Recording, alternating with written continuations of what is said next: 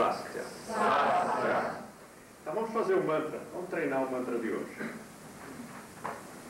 Om Namah Shiva, Om Namah Shiva Linga. Om Namah Shiva, Om Namah Shiva Linga. Om Namah Shiva, Om Namah Shiva Linga. Om Namah Shiva, Om Namah Shiva Linga. Om Namah Shiva, Om Namah Shiva Linga. Om Namah Shiva, Om Namah Shiva Linga. Om Namah Shiva, Om Namah Shiva Linga. Om Namah Shiva, Om Namah Shiva Linga. Eu acho que faltou o H de novo, viu? Em vez de ouvir Om Namah, eu ouvi vocês dizerem Om Namah Shiva Linga. Será que foi impressão minha? Esse H está lá, ele existe, gente. Om Namah Shiva Linga. Posso apagar aqui, Marlene? Olha. Obrigado. Então, vamos ver nossa aula de hoje, que é para aprender a trabalhar o sânscrito. Quando as pessoas chegam para o yoga e encontram uma nomenclatura diferente, a maioria entra em pânico. Se você conseguir eliminar o pânico, vai descobrir que é muito fácil. Primeiro, é fácil porque o povo que tem mais afinidade com o sânscrito é o brasileiro. A nossa maneira de pronunciar as coisas é muito próxima da do sânscrito. Em outros países de línguas neolatinas, em que não existe a pronúncia do H, eu tenho tido muito mais dificuldades do que no Brasil. Países de língua hispânica, Portugal, França, é uma loucura para pronunciar o Visarga ou para pronunciar outros Hs que aparecem no meio das palavras sânscritas. Em compensação, nas línguas saxônicas, nós já enfrentamos um problema seríssimo com os R's. Não sai R sânscrito, mas nem a pau. Então, comparando, juntando tudo, o brasileiro tem mais facilidade do que a maior parte dos outros povos para pronunciar o sânscrito. Então, tirando o pânico, você vai ver que é fácil. E depois, é fácil também porque na nossa sistematização da terminologia, nós escolhemos poucas palavras. E essas palavras é que, colocadas em posições diferentes, elas nos dão informações distintas. Mas você não precisa memorizar muitas palavras, na verdade são poucas. Então vamos ver. Primeiro, uma noçãozinha de pronúncia sânscrita. Nós temos um A curto e um A longo. Um I curto, um I longo e assim sucessivamente, né? Todas as vogais. Estas vogais são vogais puras. Então, quando elas se tornam longas, basta sinalizar com um acento agudo para a gente saber que aqui tem duas. Aqui é um A, aqui são dois As, um I, dois Is, um U, dois Us. Depois tem as compostas. O E não existe curto, porque na verdade o E é formado de A mais I. Aqui nós sinalizamos com um outro acento, para informar que aqui não é uma letra simples. Aqui são duas letras. E o O, a mesma coisa. O O é o A mais U. Então, como é que a gente pronuncia isso? Por exemplo,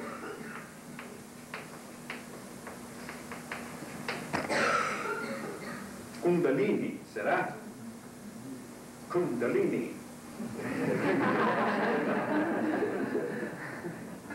Kundalini? Também não, porque a tônica está aqui. Então é Kundalini e final comprido. Tá certo? Não. Kundalini, o I fica longo. Mesma coisa, Parvati. Shakti. Então não é Shakti, nem Parvati. É Parvati, Shakti. Esse I prolongado informa que a palavra é feminina. Mas você já percebeu que o acento não indica onde está a tônica. Ela pode estar em outro lugar, mas também pode estar no mesmo lugar. que é o caso aqui de mudra. O acento está lá e a tônica também está. E agora, como é que a gente vai saber onde está a tônica? Da mesma forma que no inglês. Como é que você faz para descobrir onde está a tônica numa palavra inglesa? Você aprende a palavra. Não tem outro jeito. Então, essas são algumas das vogais, mas nós também temos um R vogal, um L vogal. Então, esses aí a gente precisa depois dar uma passadinha de olhos para aprender a pronunciar melhor. Agora vamos para as consoantes que trazem mais dificuldade para nós. Uma delas é a letra V, porque a letra V no início das palavras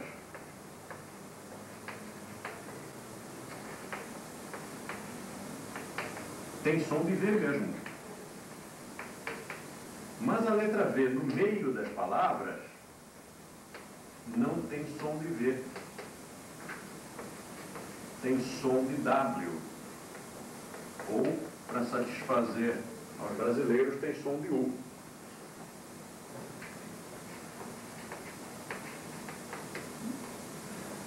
É a mesma letra. Varuna, Vajra, Virya. Ou, no meio, Swami, Swastya, Swara. Será que é só depois de um S? Não. Não é só depois do S. Aqui também é um V e o som ficou Tattva. Mas para pronunciar não é difícil. Então V não é tão problemático. Agora a letra Z. Como é que a gente pronuncia a letra Z no sânscrito? Não se pronuncia porque não existe. Nem existe a letra, nem existe o som. Então, muito cuidado, porque alguns livros que são traduzidos do espanhol colocam palavras com Z no meio.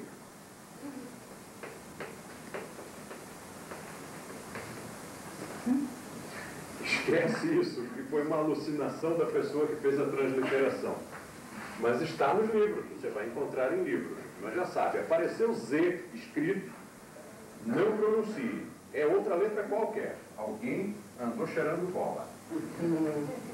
E quando houver um S só, você também já sabe que como não existe o som do Z, então é asana. S's nós temos vários. Nós temos um S que se pronuncia como dois S. Nós temos um outro S que se pronuncia como SH, e nós temos um terceiro S, cuja diferença daquele ali é tão sutil que, para nós que não somos sanscritistas, nós não vamos colocar essa diferença para vocês. Inclusive porque os próprios indianos se confundem com isso. Um dia, numa gráfica em Rishikesh, nós íamos imprimir o certificado do pessoal que fez o curso, e eu aproveitei e perguntei ao gráfico, que era uma pessoa bastante culta, qual era a diferença aqui desta letra para esta outra letra. E ele me deu uma explicação enorme, muito clara, de forma que eu aprendi facilmente. Assim que ele terminou a explicação, um outro senhor que estava aqui assim, de papagaio de pirata, disse: está tudo errado, não é nada daquilo. Esse S é aquele, e aquele é esse. Quer dizer, nem eles conseguem perceber a diferença da pronúncia na hora em que vão grafar. Realmente trocam as letras com muita facilidade. Então, nós temos esses três S's. O S de asana, o S de Shiva, o S de Shakti. Então, sempre que tiver um SH, você sabe que pode ser que seja um S marcado assim, e pode ser que seja um outro. Então, a gente ignora todos eles e escreve sempre assim. Quando for um S só, é bem asana. Vocês se lembram da gravação do Dr. Muralita, quando ele pronuncia chatus? É bem aquele S. Chatus. E o outro é o de Shalabha, Shiva. Outra letra, a letra T e a letra D. Como é que nós vamos pronunciar?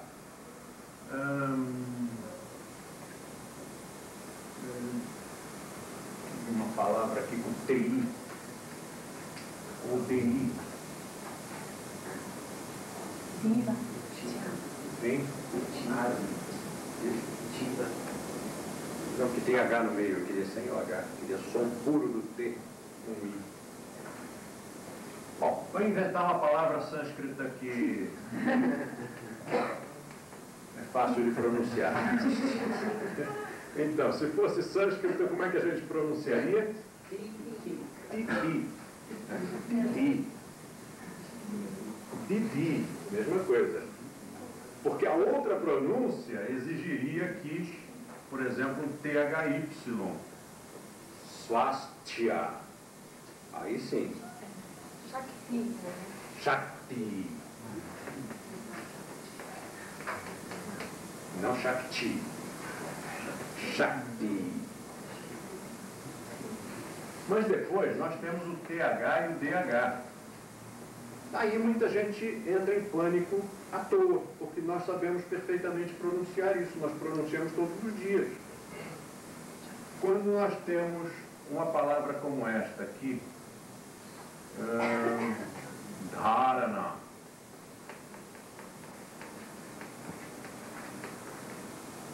ou BH, Rava. Tem algum mistério para nós? Essas pronúncias? Acho que não, né? Então vamos pronunciar. E esse? Para esta turma aqui não tem mistério. Mas se vocês forem ensinar aos seus alunos, eles tiverem alguma dificuldade, você faz o seguinte: associe isto aqui a uma língua que é a língua deles, que é a língua que eles ouvem e pronunciam desde que nascem, no colégio, na rua, quando vão fazer compras no shopping.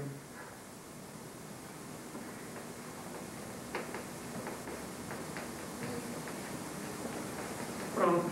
É só associar com a língua mater e aí não tem mais problema nenhum. Porque este fonema aqui é este fonema aqui, ó. Todo mundo não pronuncia direitinho. Se você escreve em inglês, ninguém entra em pânico, entra. E é muito mais complicado, porque no inglês as letras não têm o som que está lá escrito. Quer dizer, ao ler, você não vai ler blind ouse, né? Então é muito mais difícil e ninguém entra em pânico. No sânscrito você lê exatamente cada letra que está lá escrita, é muito mais fácil. Então, se ele consegue dizer blind house, então ele consegue dizer dharana, rava. Apele para comparações que às vezes isso ajuda muito. Depois, qual é a outra? O J. J, para o brasileiro, também não apresenta dificuldade nenhuma. Na Espanha e na Argentina temos encontrado mais dificuldades. Para nós aqui todo mundo sabe que o som é o som de adjacência, janira, adjetivo. É um som muito fácil, existe na língua, você já está habituado a ouvi-lo e já está habituado a produzi-lo. Então, se você escrever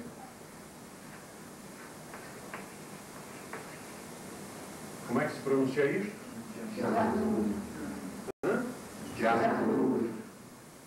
Acertaram no J e erraram no R. Como é que o Dr. Muralito faz? Janur.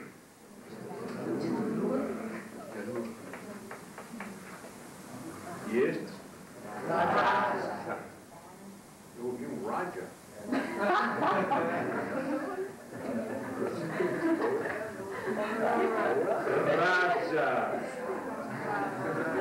Raja. Então esse não tem problema. Este tem problema. Nós, às vezes, nos atrapalhamos e pronunciamos como se fosse o G do português. Mas não é um G, é um G. e quando está do lado de um I ou de um E, vai ter o mesmo som gutural. Então ali é guitar, não é gita, pelo amor de Deus. Guitar.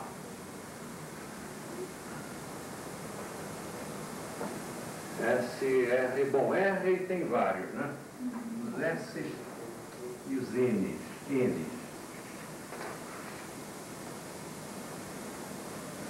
Então nós temos o N, que é igual ao nosso. Nós temos um outro N, que é igual ao do N do espanhol. E nós temos um outro que só existe mesmo nas línguas neossânscritas. Não existe em mais nenhuma língua do mundo. Pelo menos que eu conheço.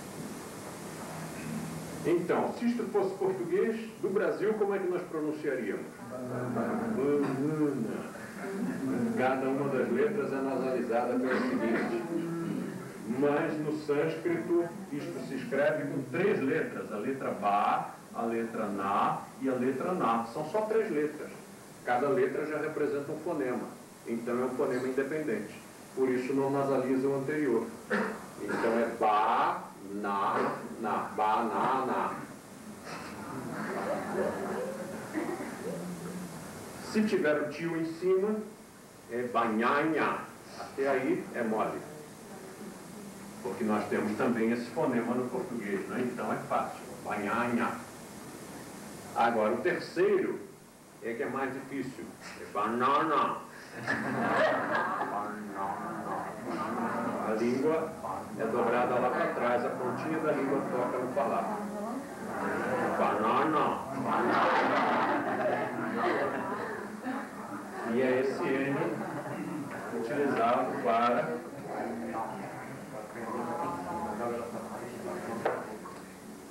nós formos.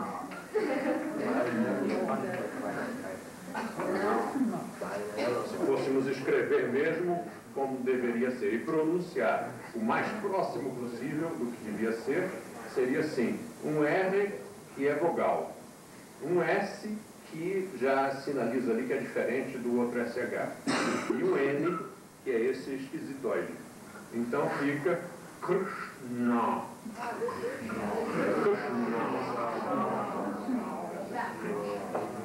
Esquece. Falar Krishna. Então, banana. Vocês querem aprender direitinho a pronunciar esse N? Pegue o vídeo Um Convidado Bem Trapalhão com Peter Sellers. Ele passa o filme inteiro falando com essa pronúncia. Os R's e os S, os R's e os N's, ele está pronunciando sempre com a língua lá para trás. Quando o filme passou no Brasil, nós perdemos essa graça adicional, porque a gente só ria das traduções que vinham na legenda, mas não ria do som, do sotaque dele, que era muito engraçado. Ele faz um indiano chamado Hrundi, só apronta confusão. Outra letra. Qual é a outra letra? Qual foi a que eu não mencionei e que possivelmente a gente pode ter dificuldade? Todo mundo sabe todas? J com tio. J com tio. J com N com tio. Então, isto aqui tem o mesmo som do GN do francês e do italiano. Como todo brasileiro sabe pronunciar o GN do italiano, né? Porque está todo mundo aqui tem um parente italiano, ou tem um amigo de colégio que é italiano. Então,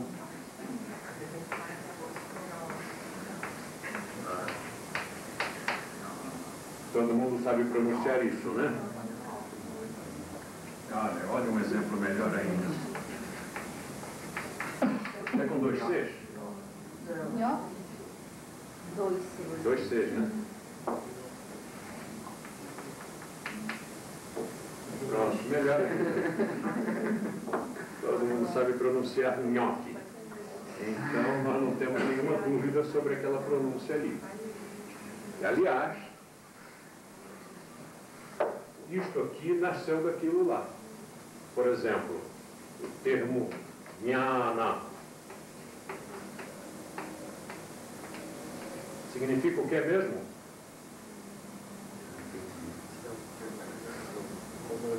Sim? Conhecimento. E como é conhecimento em grego?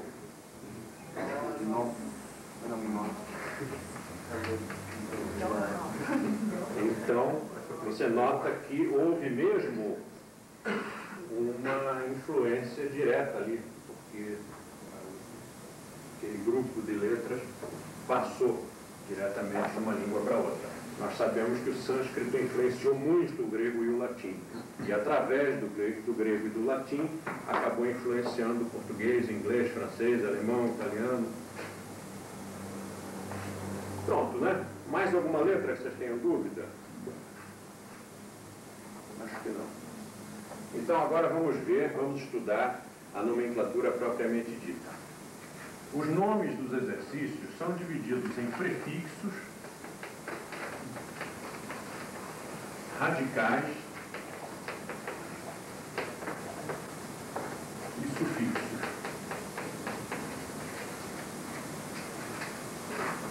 Se você quebrar o nome do exercício, você vai descobrir que é muito mais fácil do que você imaginava. Os sufixos vão nos dizer qual é a família do exercício, portanto, qual é a natureza dele. Se ele é um respiratório, se ele é um gesto, se ele é uma meditação, se ele é uma atividade de limpeza, se ele é uma técnica corporal. Isso tudo está escrito aqui. É a família. O radical diz qual é o indivíduo.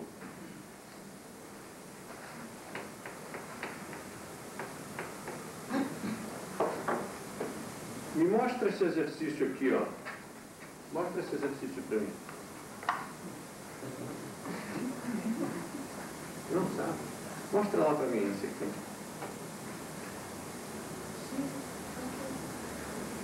Não tem como você mostrar porque não disse o sobrenome dele.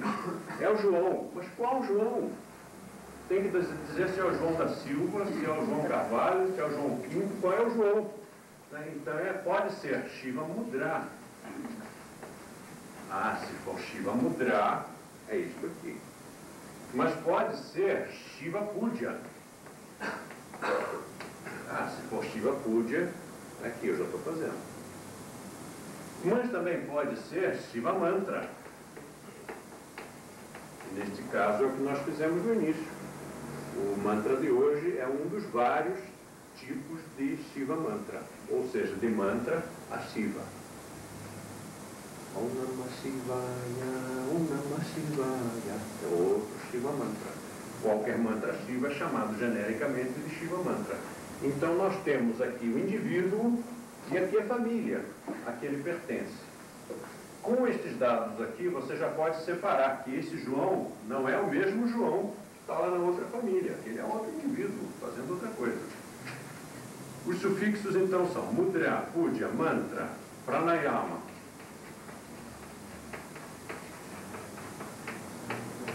Kriya, Asana,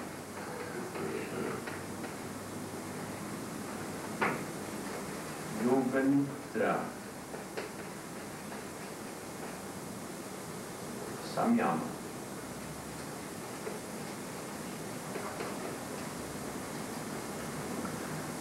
Quantos sufixos há? 8, 9, 10, um montão. Nem dá para a gente determinar quantos. Aqui estão 8 deles, que nós já, por uma razão didática, pusemos na ordem em que nós utilizamos na nossa aula, para ajudar a memorização. Mas não pode ser usado como sufixo, por exemplo, dhyana, que eu até vou pôr aqui embaixo, porque a gente pode utilizá-lo em substituição a este, ao samyama. Nós podemos utilizar, por exemplo, bandha. Nós podemos utilizar pratyahara.